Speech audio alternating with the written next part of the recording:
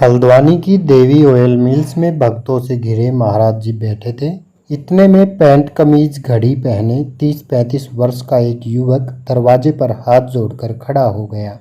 बाबा जी ने उनसे पूछा, क्या है? उसने कहा, महाराज, मेरा भाई बहुत बीमार है, मरने को है। वह आपके दर्शन करना चाहता है मरने से पहले। उस भाई का अथवा युवक का बाबा जी के साथ कभी कोई संपर्क नहीं हुआ था। महाराज जी ने तब कह दिया, उसे मरने दो, उसका समय पूरा हो गया है। युवक यह सुनकर चला गया, पर दूसरे ही दिन पुनः आ गया। कातर होकर बोला, महाराज, मेरे भाई ने कहा कि उसकी अंतिम इच्छा पूरी कर दे आप दर्शन देकर।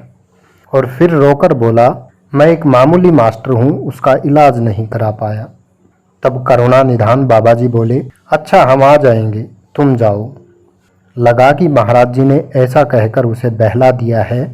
उसके घर का पता तक भी तो नहीं पूछा था महाराज जी ने। परंतु आपकी दर्शन हेतु उत्कृष्ट इच्छा की पूर्ति हेतु दूसरे ही दिन वे कुछ भक्तों के साथ लंबे लंबे डग भरते हुए कालाडूंगी रोड पर चल निकले। उस समय वह रोड कंकरीली पथरीली बहुत थी। काफी दूर उस कंकरीली पथरीली सड़क पर चलते चलते बाबा जी एकाएक रुक गए, झाड़ियों के पीछे एक मकान के पास। और तभी वहां से एक लड़का दौड़ता हुआ आया, महाराज जी को प्रणाम किया और उन्हें भाई के पास ले चला। बाबा जी को देखते ही वह बीमार युवक अत्यंत प्रसन्न हो उठा और अश्रुपूरित होकर बोला, अब मैं शांति से मर लूंगा महाराज। हाँ, अब शांति से मर जाना, कहकर महाराज जी बाहर आ गए। लड़के को तीसरी स्टेज का टीबी था और उन दिनों न तो इतनी बढ़ी हुई इस बीमारी हेतु कोई पक्का इलाज था और न उस टाइम की हल्द्वानी में यह संभव था। बाहर आकर उस युवक का भाई भी महाराज जी को कुछ दूर तक पहुंचाने आया। रास्ते में 3-4 गधे चल रहे थे। महाराज जी ने कहा, इनके मालिक को बुलाओ। जब वह आ गया तो युवक से महाराज जी ने पूछा, तेरे पास 20 रुपए है? उसके पास कहाँ से होते, पर साथ के भक्तों ने जुगाड़ बैठा दिया।